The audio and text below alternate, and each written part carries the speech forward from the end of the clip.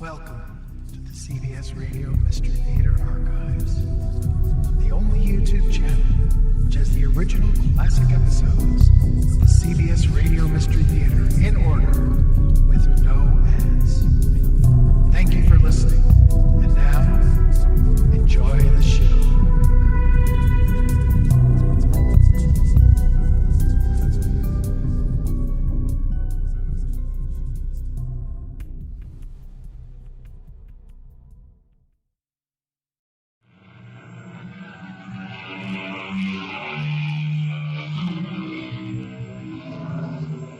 Come in.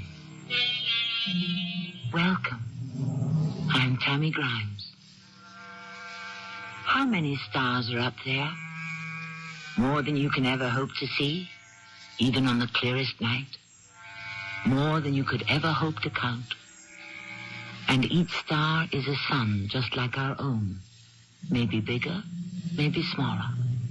And around each sun, there revolves a group of planets just as there does around ours. And isn't it possible, even probable, that on some of those planets there could be life? How do we know that that life isn't trying to reach out to us? How do we know it hasn't arrived here already? The ship is coming down. Where? I don't see it. Let us all join hands, and I will sing down the ship. Where? What ship? Welcome and joy to you. May the harmony of your planet blend with the melody of ours. Who are you talking to? The people on the ship. What people? You mean you don't see them? You don't hear them? Oh, listen, one of us is crazy, and I'm sure it isn't me.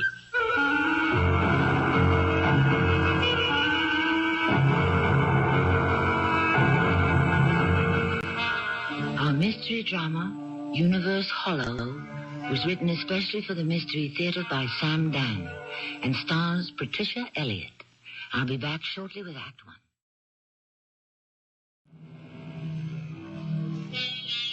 If one word could somehow capture the very essence of our times, that word would be media.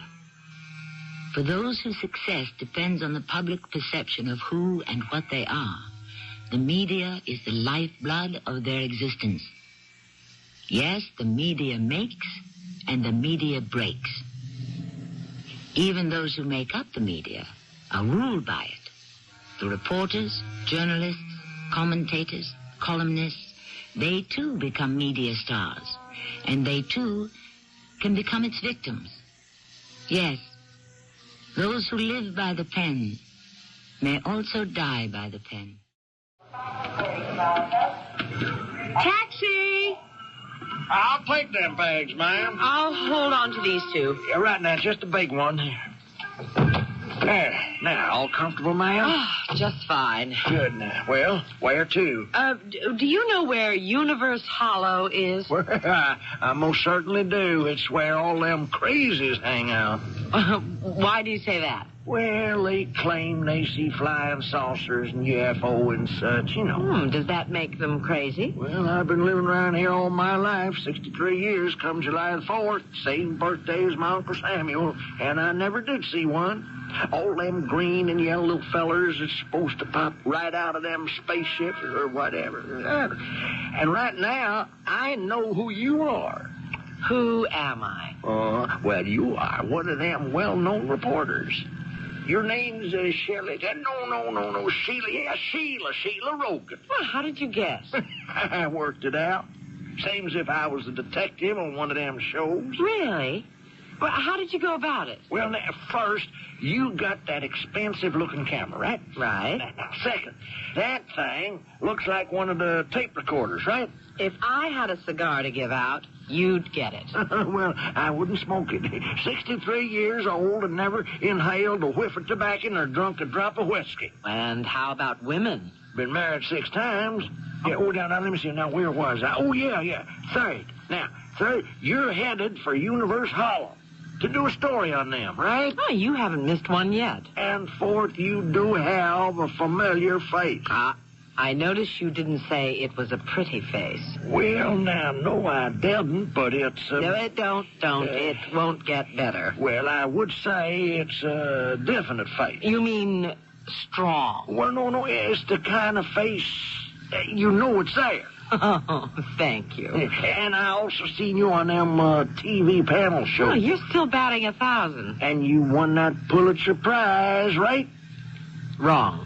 Oh, but now, hold the phone. I seen it in the papers. They did give you the prize. Yes, and then they took it away from me. Oh, yeah, that's right. Yeah, I remember. Oh, that's tough. Prize for investigative journalism to Sheila Roger for the Larkspur Chronicles. Yep, that's what it said. And it wasn't long before the Larkspur Chronicles became the legends of Louis Larkspur. Can I ask you a personal question? Well, can I stop you? But no. How come you were taken in by that dude, huh? You know, somebody like you who's been all over the world, knows the ropes and things. Well, guess he had a lot of folks bamboozled, even the president.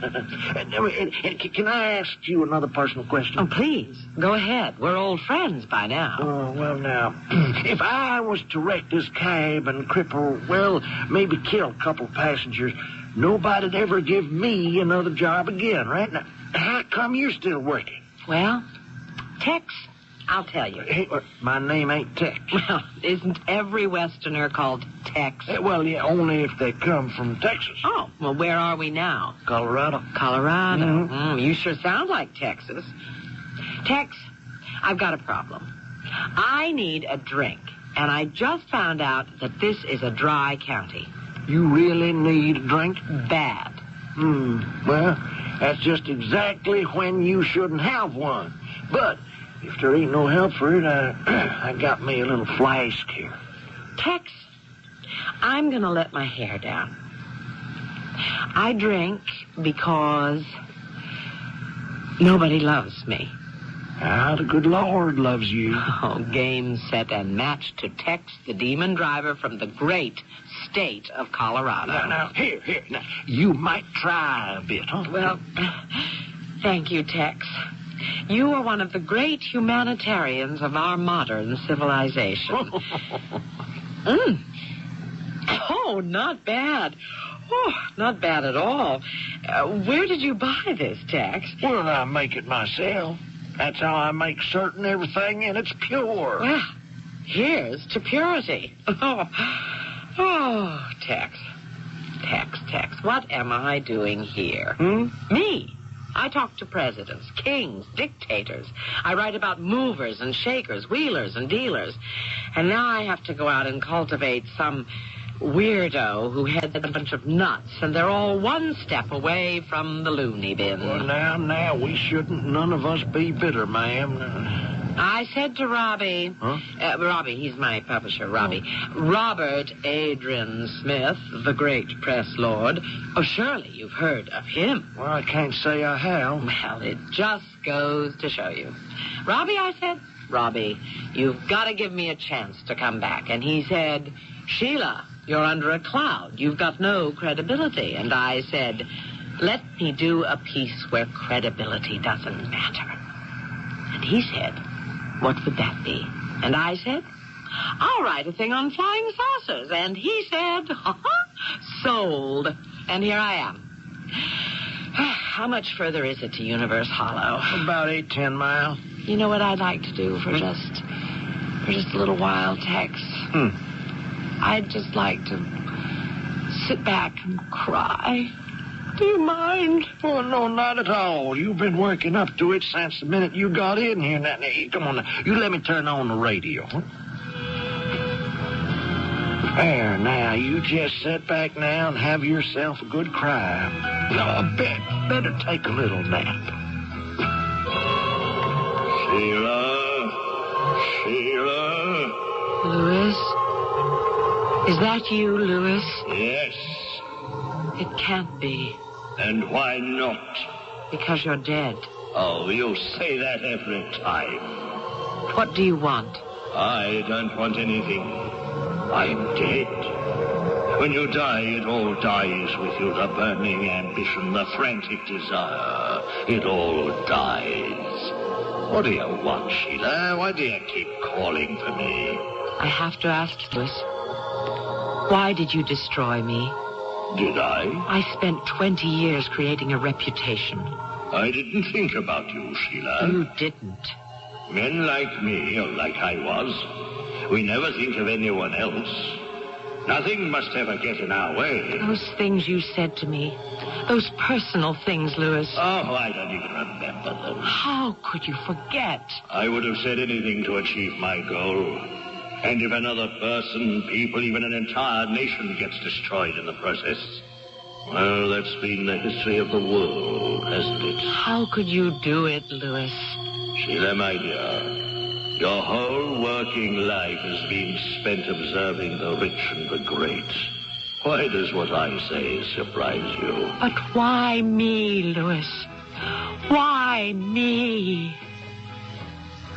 Miss Rogan? Miss Rogan? Why me?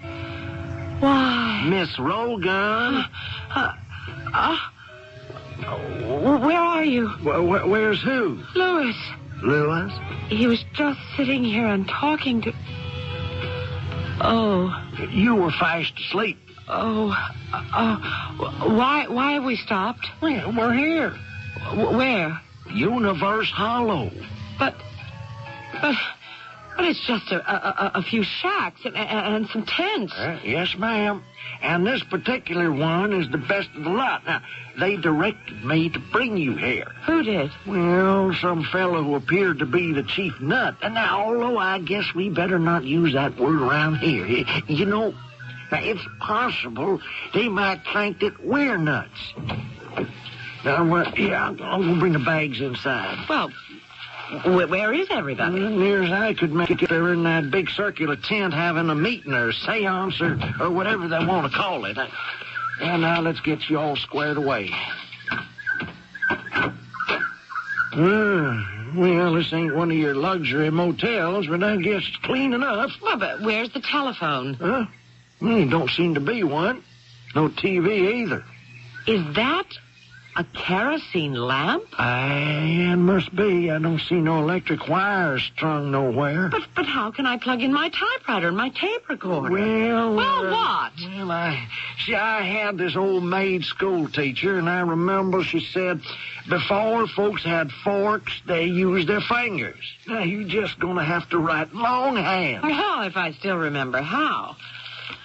Well, here you are, and thank you very much for everything. Well, thank you very much, Miss Rogan. Now, you let me know if I can do anything for you again. I will. What is your name? Well, now, you might just as well call me Tex. Good night. Good night, Tex. Lewis. Lewis. Why did you destroy me? Why? Sheila. Oh, Sheila, if you play to win, you must also be prepared to lose. And to pay the price. I paid. I did what I had to. I gambled. I lost. I settled the debt with one shot from a .32 caliber revolver. Why did you destroy me? Oh, stop whimpering. If your life has become unbearable, end it. No.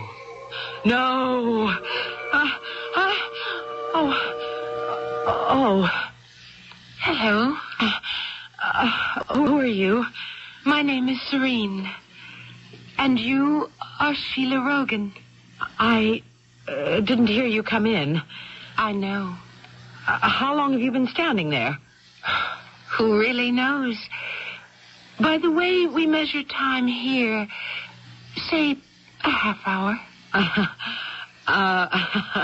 I'll let that go for now. I was asleep. You were talking to someone. I was dreaming. Were you? Of course I was. You're positive? He's not here, is he? He is living in another state. No. He's not living in any state whatsoever. He is dead. All you're saying is that he is no longer in this world. Yes, and since this is the only world there is... Oh, I'm afraid that isn't true. What? Are you saying there's another world? Oh, yes. An infinite number of other worlds. You're sure of that? Yes. I come from one of them. You do? From where? From a point in space. Oh, you mean like Mars, Venus? Oh, no. From deep and distant space. Yes. Well, yes, good. Good. And your name is Serene? Yes. Ah, and on this distant world of yours, you all speak English? English? Yes, the English language. We don't have a language as you know it. Oh, well then, what are we speaking now? We are not speaking. We are having a direct exchange of thoughts. Okay, Serene. I see where you're coming from. Now, what's the purpose of this, or shall we call it, group? The Bard will explain it. The Bard? He's your leader. He's our singer. We don't have leaders. Oh, I believe he is here now. Right on cue. Did you rehearse this? Are you prepared to receive him? Oh, that's what I'm here for. Won't you come in? Good evening. I am the Bard. I beg your pardon. Here I go again.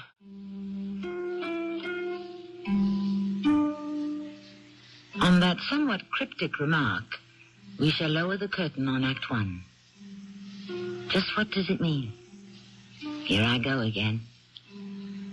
Why did she suddenly say that? Would you like a hint?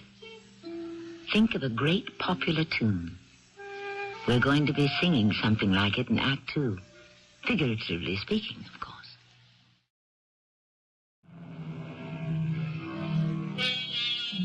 Despite statements to the contrary by certain eminent novelists, the rich, the great, the famous are very much like you and me.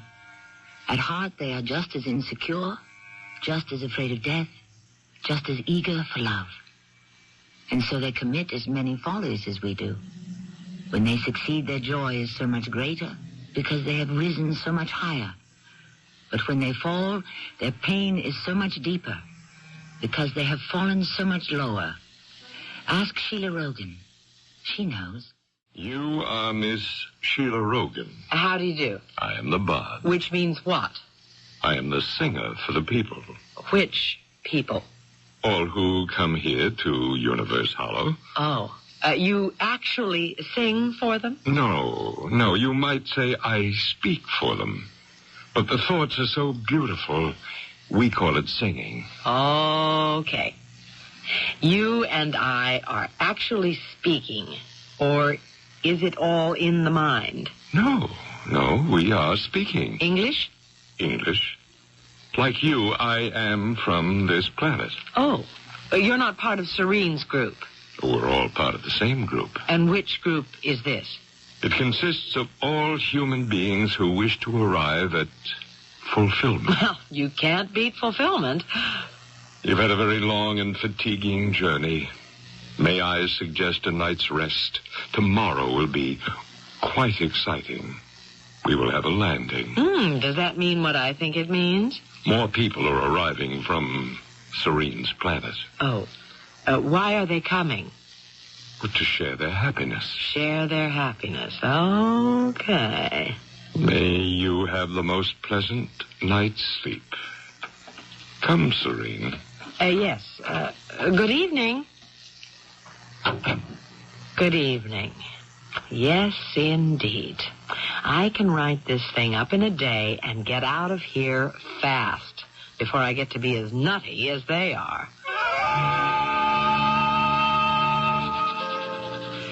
I write this in a rude hut that is lacking in everything we consider a convenience, even a necessity. I write in longhand because there is no electricity for my typewriter. And even if I could type, I wouldn't. Somehow noise would be too much of an intrusion.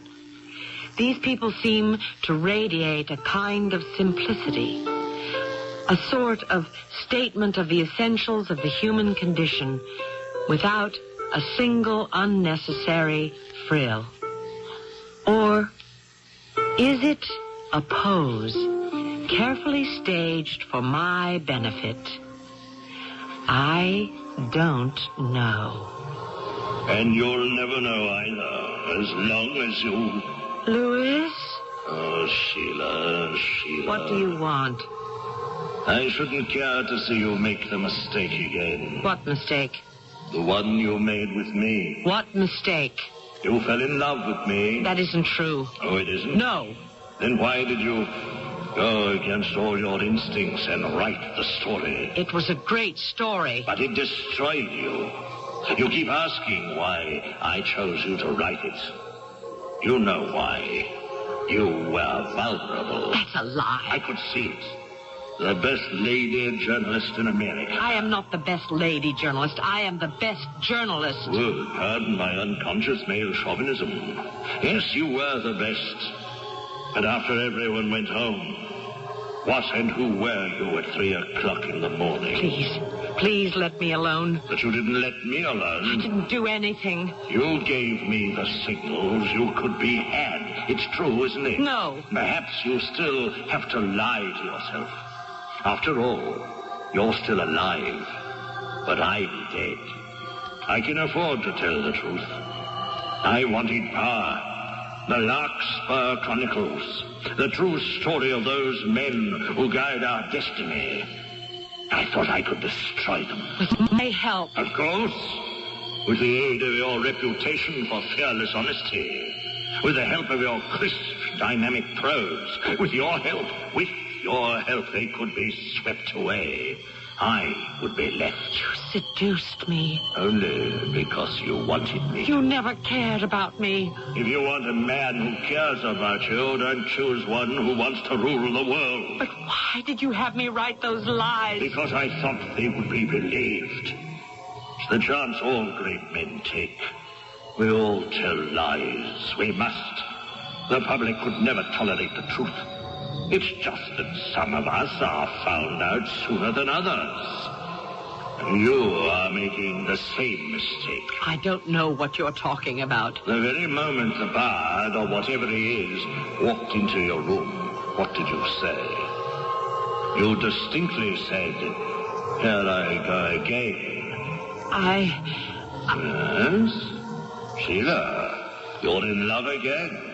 I'm not even thinking of love. The story you write will be the story he wants you to write. He isn't going to tell me to write anything. Oh, yes, he will. He won't say a word, but you'll try to please him. No. Yes, just as you tried to please me. No, I won't. No, this story is my passport back to civilization. It has to be funny, filled with insights. It has to show these people as a group of charming nuts. It has to pose the subtle question, what is their angle? When will money, the root of all evil, sprout into a poisonous plant? And I know how to write it. Good. Just answer one small question. Why did you say, "Here I go again"? I don't know. I suppose it could happen. He is attractive, but it won't happen. I won't let it happen. I won't let it happen. I won't. No. Miss Roden? No. No. What? Miss Roden? Yes. Come in. Good morning. What's this? Have you been up all night? Yes, I sat down to write my story. I must have fallen asleep. Will you join us for breakfast? No, thank you. I never eat any. Then perhaps you'll be hungry later. First, I must go to the mountaintop and sing them down. Oh, what does that mean? The craft is approaching. It must be guided in. I must talk to them. Where? Where are they? Now? Oh, millions of miles out in space. And you're going to talk to them? It's known as singing. Well, whatever you want to call it. How could they possibly hear you, millions of miles away? If I had said that we have a transmitter that could beam a signal through space, would you believe me? Yes. Why? Well, because because... A transmitter is merely a device for sending out waves of energy. We have those same powers, haven't we? Well, maybe you do. I don't. Oh, we all do. Shall we go to the mountaintop together and sing to them?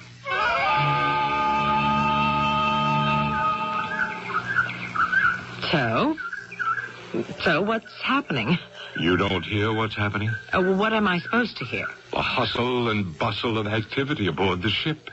The excitement, the preparations for landing. These are Serene's people.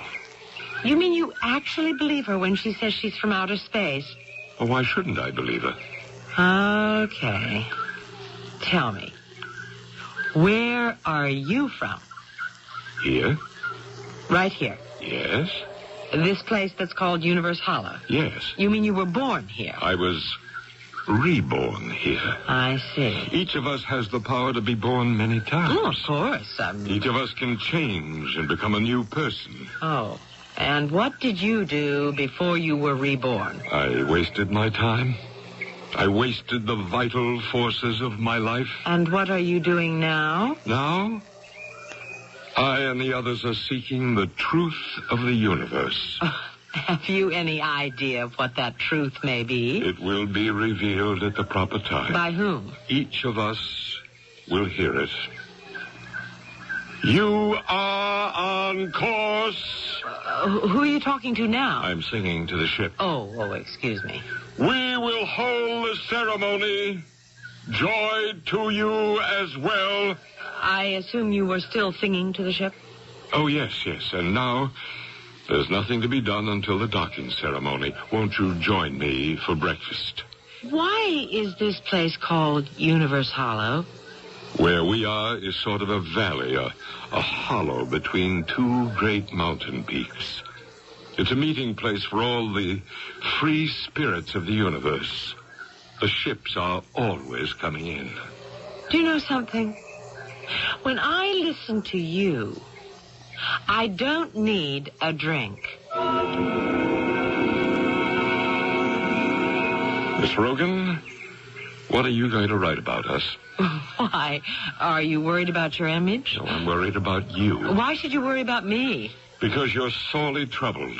Where did you get that idea? You've had a rather bitter experience. Oh, you can say that again. Your only thought is to reestablish yourself to your former preeminent position. And what is wrong with that? You wish to use us as the instruments of your rehabilitation. Go on. You'll ridicule us.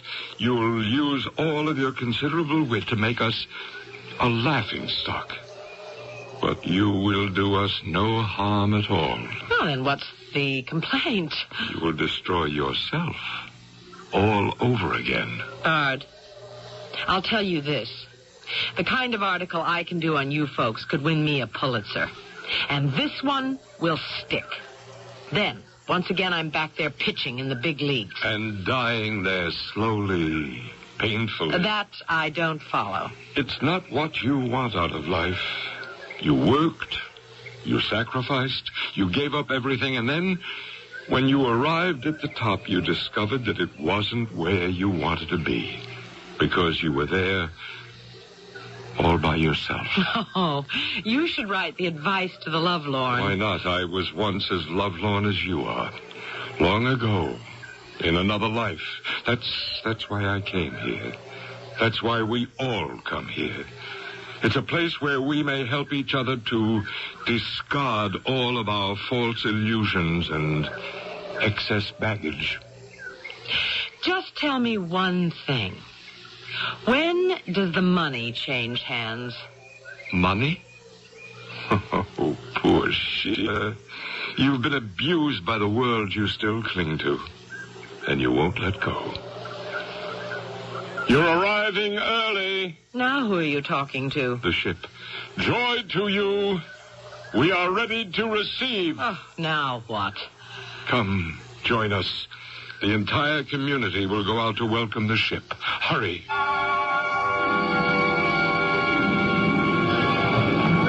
Serene, it's your ship. Yes, from my home. It's filled with the most wonderful people. Friends. Friends, as you know, as you feel, as you see, the ship is coming. Let us all join hands. Let us all sing to her silently and welcome her down. Here she comes. The ship. Here she comes.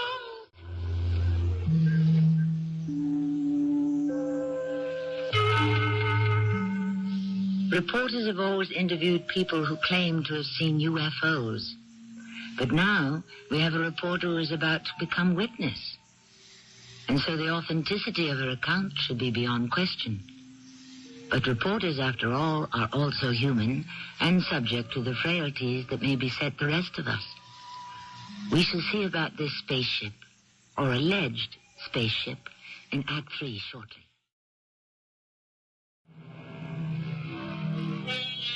Margaret Fuller, perhaps the first great feminist, looked up at the sky one night and exclaimed, "I accept the universe." When Thomas Carlyle was told of the remark, he said, "By George, he'd better." The truth is all of us must accept the universe. But how many of us, in fact, do any of us, know what the universe really is? Is it cold, barren space illuminated by twinkling stars? Or does it teem with life? Will we ever know?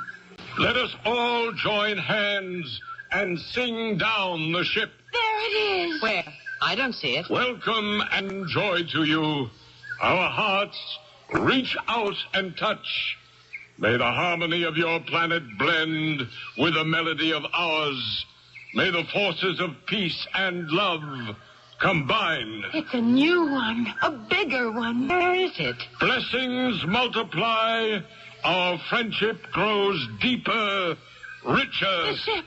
It's about to touch down. Where? Can't you hear it? No. Don't you see it?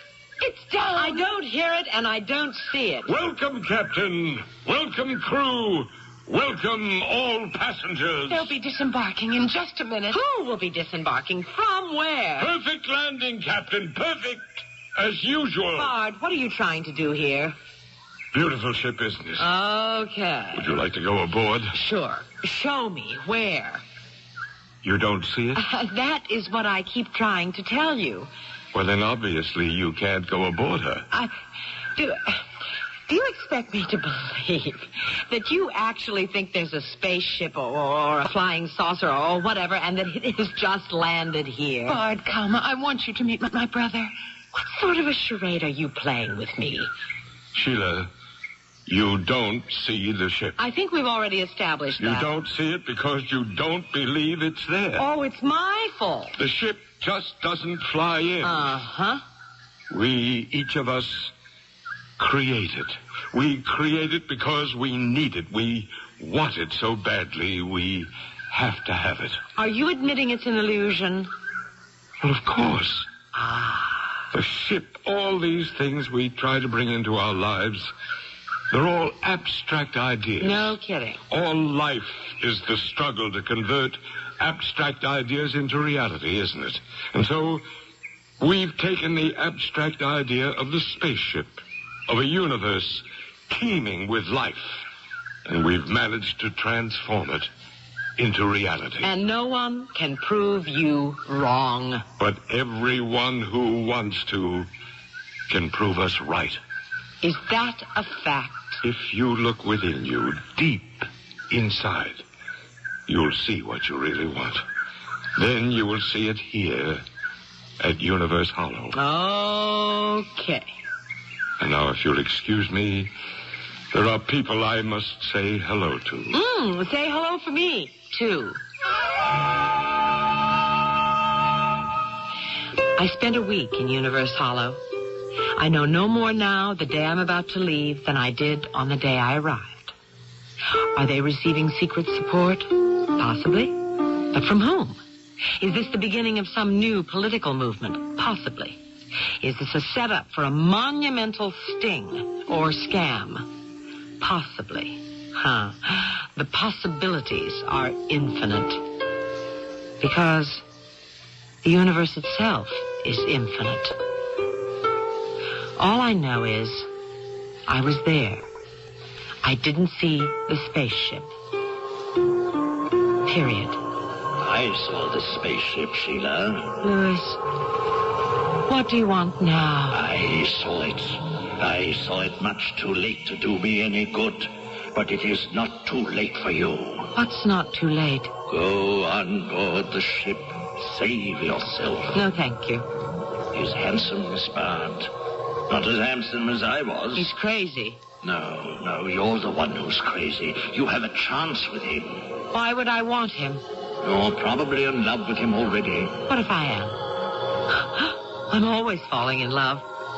But it means nothing, because the man I fall in love with hardly knows I exist. Unless he wants to use me, the way you did. He's your last chance, Sheila. Don't say that. Back in the rat race, you wouldn't have time. When will you ever have the chance to develop a deep, lasting relationship? Oh, take him, Sheila. And live out here, in the boondocks. Travel through space. No, thank you. I'll stay where I am. I won't ever see you again. I know. I'm reconciled to the way life is going to be. The way it has to be. And about your article?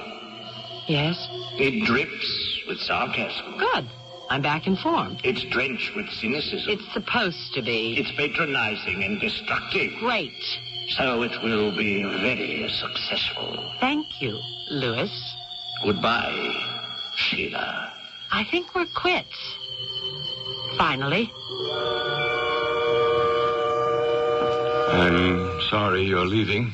Well, it's been fun, Bard. I was hoping you might stay. Why? We need people. And besides... Yes? For all this, it isn't for you. No. All this, well, whatever it is, it's not quite my cup of tea. Do you know how your cup of tea is really flavored, Sheila? Yes. With the taste of big cities, with the smell of the centers of power. I have to be in the middle of that. Well, then I hope you find happiness there. I don't see how I can. I never did before. Then why are you going back? Because it's the only life I really know. It's never too late to know a new one. Oh, yes, it is. You never know until you try. I did try. I tried to see that spaceship. I tried as hard as I could. I just couldn't make it land. Serene went down the road to a telephone. And your taxi will be here any minute now. Goodbye, Sheila. Goodbye, Bard.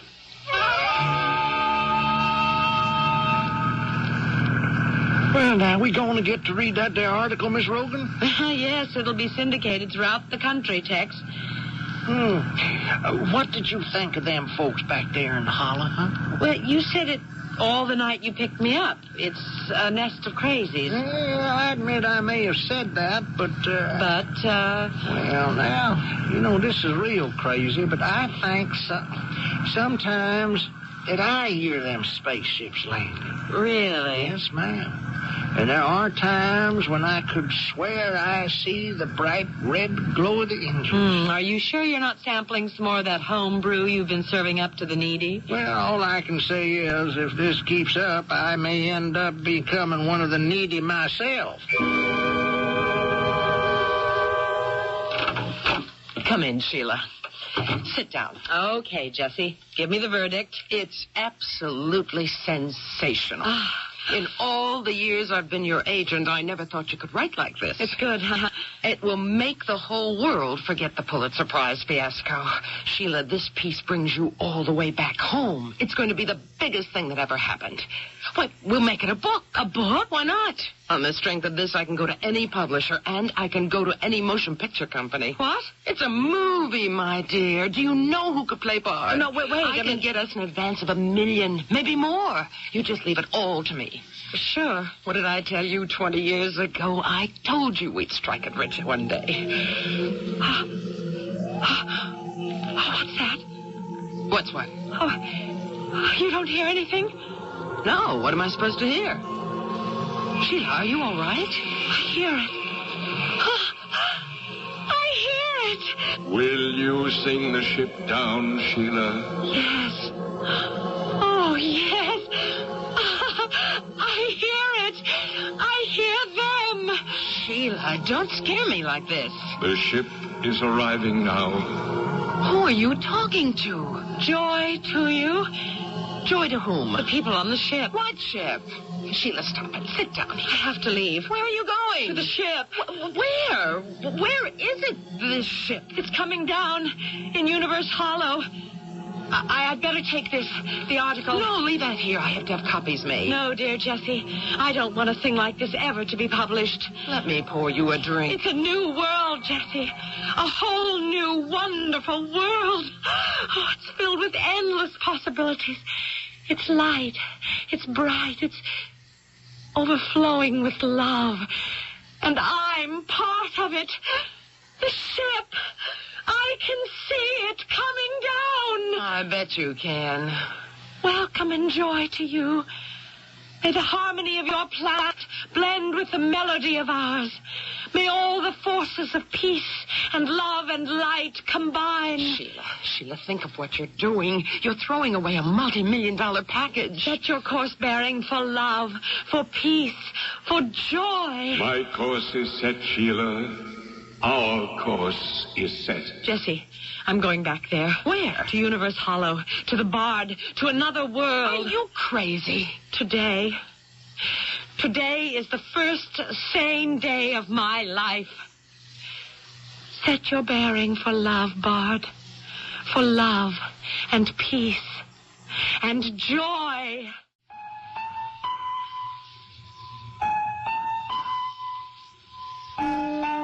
And I assumed that they did.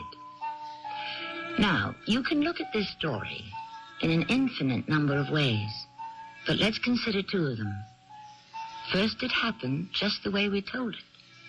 She was able to summon those powers, whatever they are, and actually see, hear, and become a part of the spaceship, or whatever it was. Second, she has this habit of falling in love with the men she interviews, and Bard was the next on the list. So you take the interpretation that captures your fancy and wait just for a little while for me to return.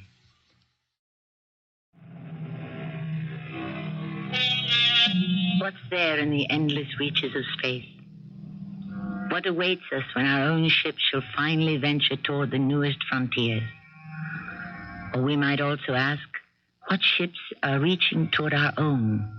Shall we call it turf? One can only hope that they shall arrive bearing peace and light and love. We certainly could use all we can get of those. Our cast included Patricia Ellicott, Arnold, Earl Hammond, and Joyce Gordon. The entire production was under the direction of Hammond Brown. I hope you enjoyed this episode of CBS Radio Mystery Theater. If you've enjoyed this and want to hear more, please subscribe to this channel. You can also visit my other YouTube channel by searching